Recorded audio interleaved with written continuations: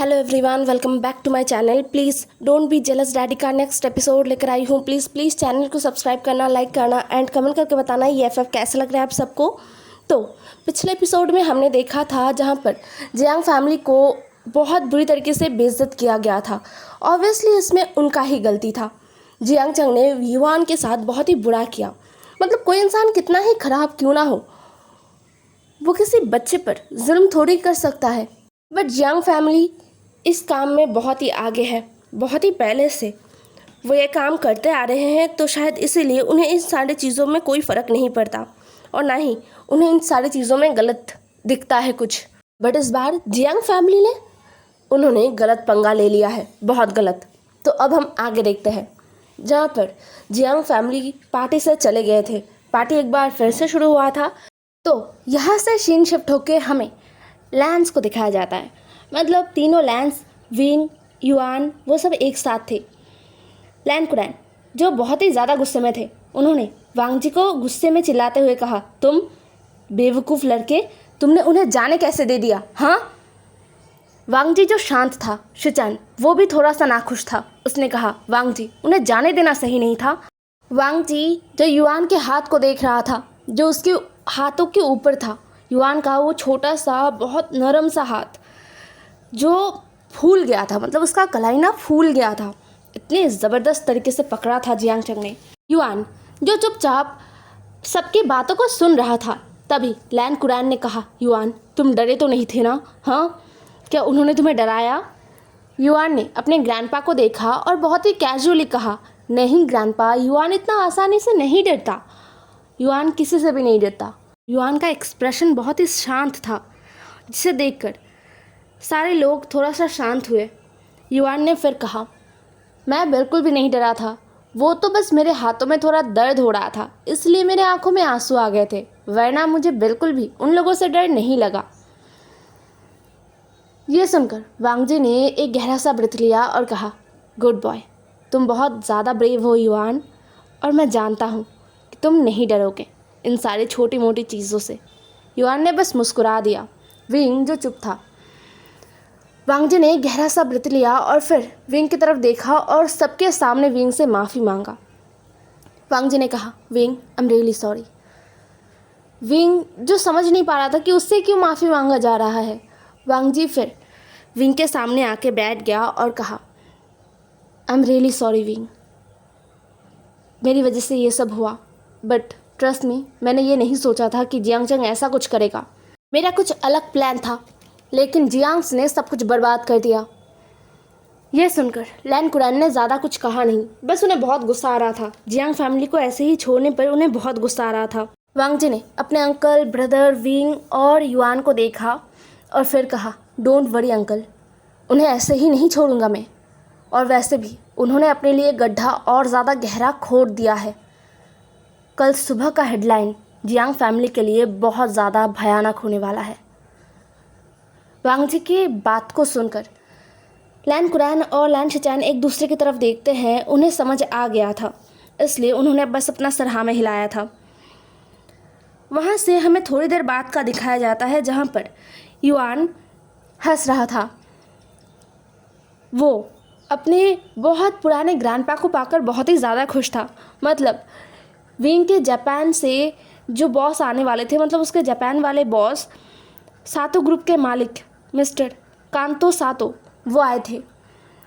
वो युआन के साथ बैठकर बातें कर रहे थे, ढेर सारी बातें, और युआन हर एक बात का जवाब दे रहा था। वो बता रहा था कि वो यहाँ पर आके क्या क्या कर चुका है, कितने सारे दोस्त बना चुके हैं, ये सब कुछ वो कह रहा था। और वो बहुत ही ज़्यादा एक्साइटेड था अपनी फैमिली को लेकर।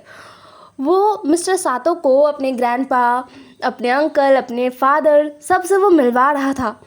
मिस्टर सातो जिन्हें लिटरली इस बारे में बिल्कुल भी आइडिया नहीं था, बिल्कुल भी नहीं। उन्हें अब तक तो यही लग रहा था कि हाँ, विंग उनका एम्प्लॉय है, वहाँ पर जाके अच्छा काम कर रहा है। वो बहुत ज़्यादा प्राउड फील कर रहे थे विंग के ऊपर, ऑब्वियसली अभी भी है। लेकिन यहाँ पर आने के बाद उन्हें बहुत बड़ा झटका मिला था। मतलब उन्होंने कभी सोचा नहीं था कि युआन का फादर लैन कंपनी का सीईओ होगा, लान वांग जी। मतलब उन्होंने ये एक्सपेक्ट ही नहीं किया होगा, मतलब कर भी कैसे सकते हैं। बट मिस्टर लैन कुरैन, लान वांगजी और लैन शिचैन, इन तीनों को देखकर मिस्टर सातो को इतना तो पता चल गया था कि इन तीनों के साथ युआन का रिश्ता बहुत ही ज़्यादा गहरा है। मतलब ये रिश्ता बिल्कुल भी किसी ज़बरदस्ती का रिश्ता नहीं लग रहा था। इस रिश्ते में जान था, खुशी था, सब कुछ था। ये सोचकर मिस्टर सातो खुश हो रहे थे। वो हमेशा विंग और युआन के लिए अच्छा ही सोचते हैं। मिस्टर सातो के साथ लैंड कॉरपोरेशन के कुछ नए डील्स भी साइन हुए, जो मिस्टर सातो के लिए एकदम सरप्राइज था। लिटरली उन्होंने एक्सपेक्ट नहीं किया था। ये प्रोजेक्ट उनके लिए काफ़ी बड़ा था, लेकिन जो नए डील्स उन्होंने साइन किया वो सब इससे भी बड़े प्रोजेक्ट थे, और इसमें सिर्फ और सिर्फ लैंड कॉरपोरेशन ही था पहले। मतलब लैंड कॉरपोरेशन 90% प्रोजेक्ट खुद हैंडल करता है। मतलब कोई भी शेयर होल्डर अलग अलग कंपनीज के साथ कोलैब करना, ये सब वो करते ही नहीं है। 100 में से 1 प्रोजेक्ट को वो ऐसे सब मिलकर, मतलब बाकी जो कंपनीज हैं उनके साथ मिलकर करते हैं, उन्हें भी नए नए अपॉर्चुनिटीज़ देते हैं, लेकिन 99% वो खुद करते हैं, क्योंकि प्रॉफिट ये तो हर कोई चाहता है ना। लैंड कॉरपोरेशन भी अपने काम को लेकर बहुत ही ज़्यादा सीरियस है, और प्रॉफिट को लेकर भी वो लोग ईमानदारी से काम ज़रूर करते हैं, लेकिन अकेला करना पसंद करते हैं। उस हिसाब से सभी लैंड कॉरपोरेशन को जानते हैं, लेकिन अभी मिस्टर सातो के सामने 5-6 नए डील्स थे। उन्होंने मतलब अपना सर पकड़ लिया था। वो बस विंग को बेबस होकर देख रहे थे। उन्हें इतना प्रेशर ज़िंदगी में कभी महसूस नहीं हुआ। विंग जो मुस्कुरा रहा था, उसे पता है उसका बॉस कैसे इंसान है, तो वो आके मिस्टर सातो के पास बैठा और मिस्टर सातो को रिप्रेजेंट करते हुए उसने ही उन डील्स को एक्सेप्ट किया। फिर कुछ देर और पार्टी चला और सबने अच्छे से खाना पीना किया। खाने के बाद युआन जो सो चुका था, वांगजी युआन को लेकर गया, क्योंकि विंग को मिस्टर सातो से बात करना है। विंग ने वांगजी को जैसे ही ये कहा, वांगजी युआन को लेकर चला गया था, क्योंकि युआन सो चुका है। वांगजी युआन को लेकर बाहर टहल रहा था। युआन वांगजी के गोद में सो रहा था, और अब हमें गार्डन का जो व्यू है वो दिखाया जाता है, जहाँ पर एक बेंच पर मिस्टर सातो और विंग बैठे हुए थे।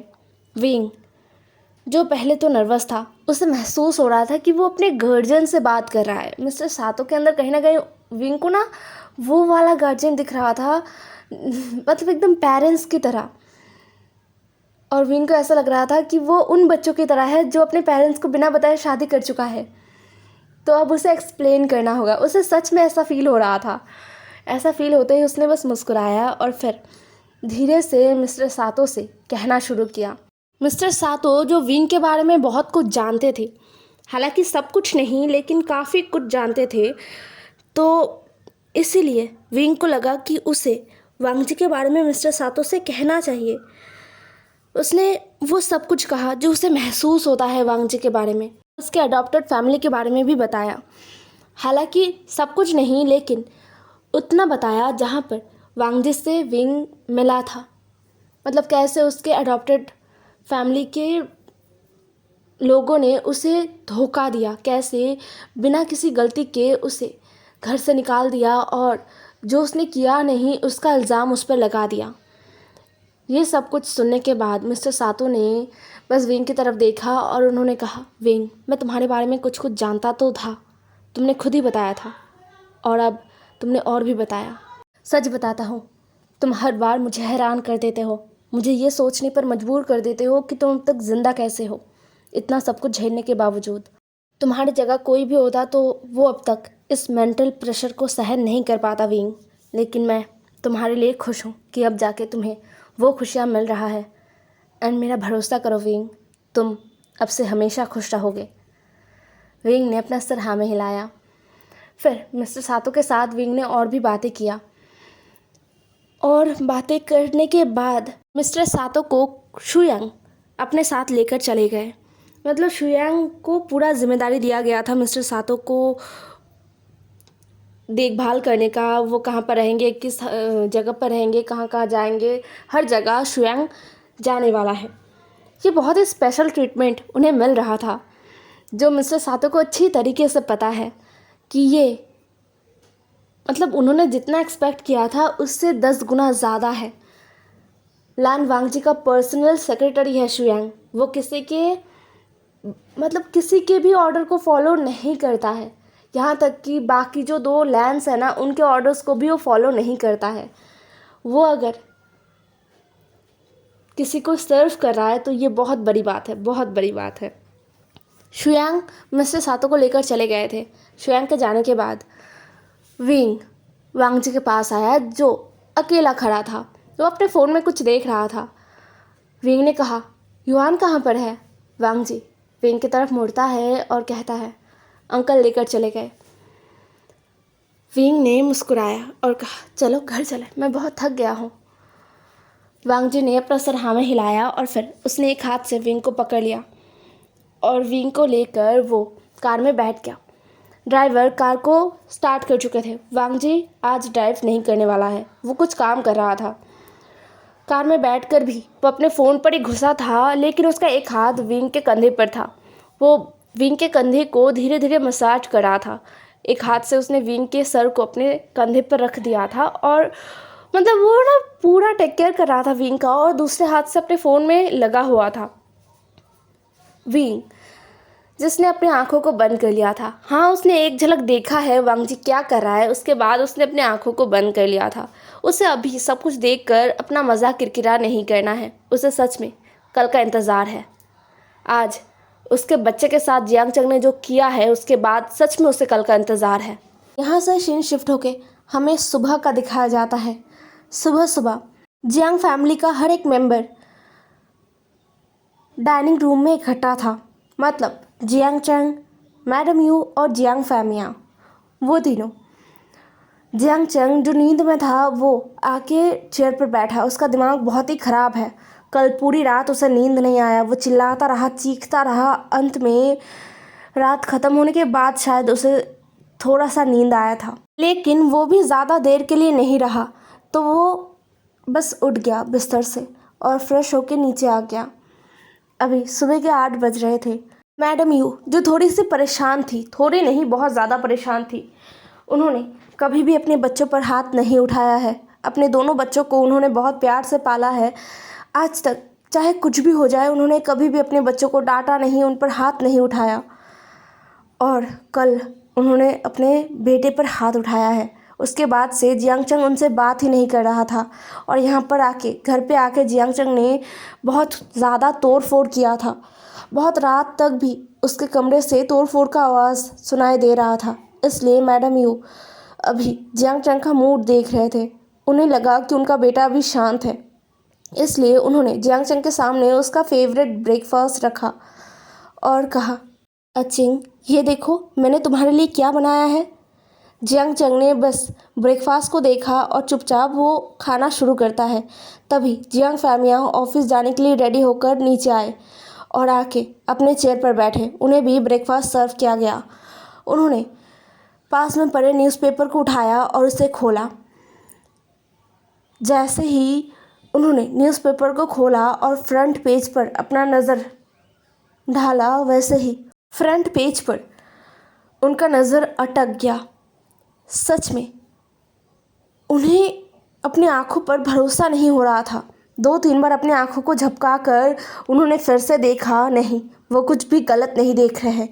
उन्होंने धड़ाम से उठते हुए न्यूज़पेपर को सीधा डाइनिंग टेबल के ऊपर रख दिया, इतनी ज़ोर से कि जियांग चंग जो खाने पर ध्यान लगा रहा था, उसे बहुत गुस्सा आ रहा था, बहुत ज़्यादा। इसलिए वो किसी से बात नहीं कर रहा था, वो बस खाना खाने में ध्यान लगा रहा था। लेकिन उस आवाज़ से उसका भी ध्यान खींच गया।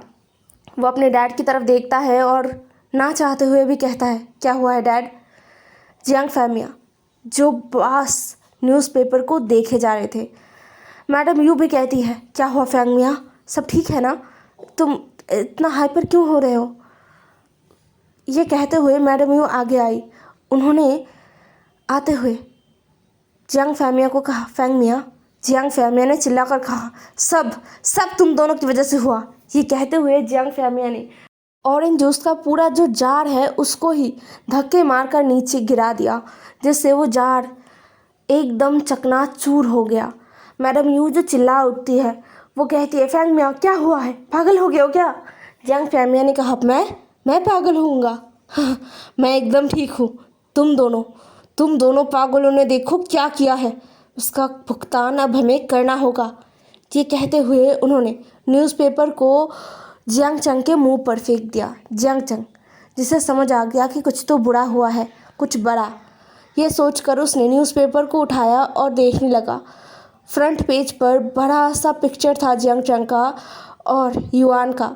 हालांकि युआन का फेस वहाँ पर ब्लर कर दिया गया था, लेकिन जियांग चंग ने युआन का हाथ कस के पकड़ा हुआ था और जियांग चंग का वो एक्सप्रेशन जो देखकर साफ साफ लोग कह पा रहे थे कि जियांग चंग कितना ज़्यादा गुस्से में था और उस बच्चे के हाथ को दबा रहा था। वो हेडलाइन में लिखा हुआ था चाइल्ड अब्यूज़, एंड सिर्फ वो एक पिक्चर नहीं था, नीचे बहुत सारे ऐसे पिक्चर्स थे जो बहुत ज़्यादा ही शॉकिंग था।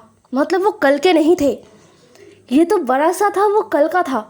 और नीचे जितने भी थे ना वो पता नहीं कब के थे, जियांग चंग को याद भी नहीं। उनमें से जियांग चंग को शायद 2-3 स्ट्रीट चाइल्ड्स को धक्का देते हुए पिक्चर्स लिए गए थे। और भी है जियांग चंग जो नशा कर रहा था इनलीगल, जो लीगल भी नहीं थे, उन सारी चीज़ों को लेकर नशा करना, ये सब कुछ वहाँ पर थे। मतलब सारे डिटेल्स में थे कि कब कहाँ क्या हो रहा था, कब का इंसिडेंट है, सब कुछ एक पूरा पेज जियांग चंग के लिए भर गया था। न्यूज़पेपर का फर्स्ट फ्रंट पेज उसमें और कुछ भी नहीं था।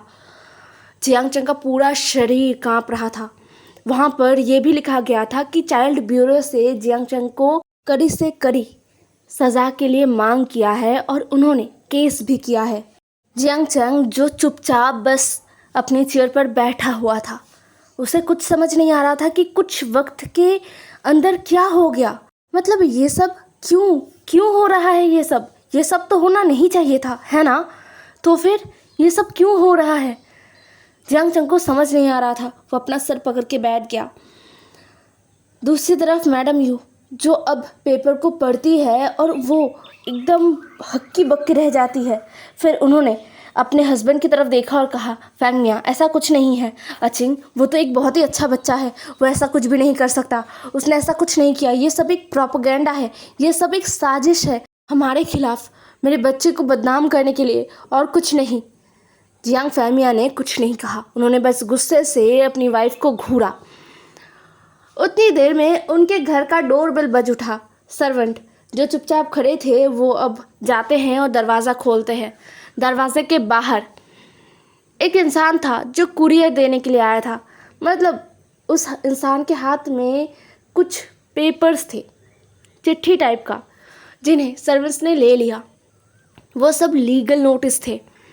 जियांग फैमिया बाहर आए, उनको साइन करना पड़ा। फिर उन्हें वो नोटिस हैंडओवर किया गया। वहाँ पर पूरा 4 लीगल नोटिस था, एक नहीं 4। एक तो जियांग चंग के लिए था, ये जो चाइल्ड अब्यूज़ का केस है उस पर था। दूसरा जियांग कॉरपोरेशन को लेकर था। जियांग कॉरपोरेशन को लीगल नोटिस भेजा गया था। मतलब सच में जियांग फैमिया हैरान हो गए थे। उस नोटिस में लिखा हुआ था कि जियांग कॉरपोरेशन के बहुत सारे इनलीगल काम को पकड़ लिया गया है, इसलिए जियांग कॉरपोरेशन को सील किया जाएगा। दूसरा नोटिस आज से लगभग 5 साल पहले का है। मतलब आज दिया गया है लेकिन मुद्दा 5 साल पहले का था। वो मर्डर केस जो बंद हो चुका था बिना किसी एविडेंस के, जिसमें विंग को पकड़ा गया था और विंग को इन्वेस्टिगेशन किया गया था, जिसमें विंग बेकसूर साबित हो गया था और उसके खिलाफ कुछ मिला नहीं था, इसलिए उसे छोड़ दिया गया था। वो केस दोबारा किसने खोला? जियांग फैमिया को समझ नहीं आ रहा था। एक के बाद एक झटका उन्हें लगता जा रहा था। जियांग चंग भी बहुत ज़्यादा परेशान हो गया था, सबसे ज़्यादा उस केस के बारे में सुनकर। वो दोबारा किसने उस केस को ओपन किया है यही समझ नहीं आ रहा था उसे। वो अपना सर पकड़ के बैठ गया। उसने कहा नो, ऐसा नहीं हो सकता, ये केस ये दोबारा कैसे नहीं मॉम, ये सब कुछ उस विंग ने किया है। जियांग फैमिया ने जियांग चंग को कहा जियांग चंग चुप रहो, मुझे देखने दो सब। हाँ, उस पुराने केस को रीओपन किया गया है और उस केस पर बहुत सारे एविडेंस भी मिले हैं। उस हिसाब से जियांग चंग को वो लोग अपने अंडर में लेंगे और इन्वेस्टिगेशन आगे बढ़ाएंगे। ये उसका ही नोटिस था। और तीसरा नोटिस लैंड कॉरपोरेशन से आया था। जियांग कॉरपोरेशन को उनके प्रोजेक्ट, उनके मॉल प्रोजेक्ट से निकाल दिया गया था। जियांग फैमिली अपना सर पकड़ के बैठ गए। उनको समझ नहीं आ रहा था कि वो क्या करे। उन्हें इतना बेबस अपनी ज़िंदगी में पहले कभी महसूस नहीं हुआ। उन्होंने कभी भी अपने आप को इतना कमज़ोर महसूस नहीं किया ज़िंदगी में। उनको बहुत बहुत ज़्यादा ही बुरा महसूस हो रहा था। उनको समझ नहीं आ रहा था कि वो अब आगे क्या करे। उसी तरफ जियांग चंग, जो पहले तो डरा सहमा, रोता हुआ बिलखता हुआ कुछ देर रहा और फिर वो चिल्लाता हुआ उठ गया। उसने कहा, मैं उस विंग को नहीं छोड़ूंगा। उसने ये सब किया। हमने उसे पाल पोसा है और वो हमारा शुक्रिया अदा करने की बजाय हमारा बुरा करने पर तुला हुआ है। उसे तो अब मैं नहीं छोड़ूंगा, बिल्कुल नहीं। ये कहते हुए वो चिल्ला रहा था। सामने रखे फ्लावर बस को उसने बस तोड़ दिया। महारानी यू ने भी अपने बेटे का साथ देते हुए कहा, हाँ, उसकी वजह से, सब कुछ उसकी वजह से हुआ है। वो मनहूस, उसने हमें बर्बाद कर रखा है। उसने हमें बर्बाद कर दिया है पूरी तरीके से। उसे बिल्कुल भी हम नहीं छोड़ेंगे, बिल्कुल भी नहीं। एक बार ये सारी मुसीबत से हम निकल आए, फिर उसे देख लेंगे। तभी जियांग फैमिया ने चिल्लाकर कहा, चुप रहो, तुम दोनों चुप रहो। कुछ भी समझ आ रहा है तुम दोनों को? हाँ, क्या चल रहा है यहाँ पर? अब हम कभी भी उसके सामने जा भी नहीं पाएंगे। अब हम रास्ते पर आ गए हैं। हम सब अब खाने के लिए भी तरसेंगे। तो विंग से मिलना तो बहुत दूर की बात है। उसके पास भी जाने के बारे में हम सोच नहीं सकते। ना ही हम जियांग कॉरपोरेशन को बचा पाएंगे और ना ही जियांग चंग तुम्हें। सब कुछ चला गया है, सब कुछ। अब बस सब कुछ एक एक करके अपने हाथों से जाते हुए देखने के अलावा और कुछ भी बचा नहीं है। सब कुछ ख़त्म हो गया है। जियांग फैमिया की बात को सुनकर जियांग चंग ने कहा, डैड, आप ऐसे कैसे कह सकते हैं? डैड प्लीज़, आप कुछ कर सकते हैं। आपके इतने सारे कनेक्शन हैं डैड, ऐसे नहीं हो सकता। हमने कुछ गलत नहीं किया है। जियांग फैमिया ने जियांग चंग को अपने से अलग किया और धक्का दिया। जियांग चंग उस फ्लावर बस के ऊपर गिरा जो उसने अभी अभी थोड़ी देर पहले तोड़ा था। उसके घुटनों पर, उसके हाथों पर चुभ गए कांच। उसने चिल्लाया, लेकिन उसके चिल्लाने पर किसी को कोई फ़र्क नहीं पड़ा, क्योंकि मैडम यू तो शॉक्ड में थी। उनके दिमाग में बस एक ही बात चल रहा था कि वो लोग रास्ते पर आ गए। क्या? ऐसा नहीं हो सकता। वो गरीब नहीं हो सकते। मैडम यू के दिमाग में ये चल रहा था। और जियांग फैमिया, उन्होंने बस नज़रअंदाज कर दिया और चिल्लाते हुए कहा, सब कुछ तुम्हारी वजह से हुआ है। कल क्या जल्दी मचा था तुम्हें? हाँ, तुमने क्यों उस बच्चे के साथ ऐसा किया? बिना जाने सुने तुम उसके साथ चले गए भिड़ने। अब भुगतना तो पड़ेगा ही। और तुम्हारी वजह से तुम्हारा पूरा परिवार सफ़र करेगा। हम सब भिखारी बन गए हैं। भिखारी, समझ में आ रहा है तुम्हें?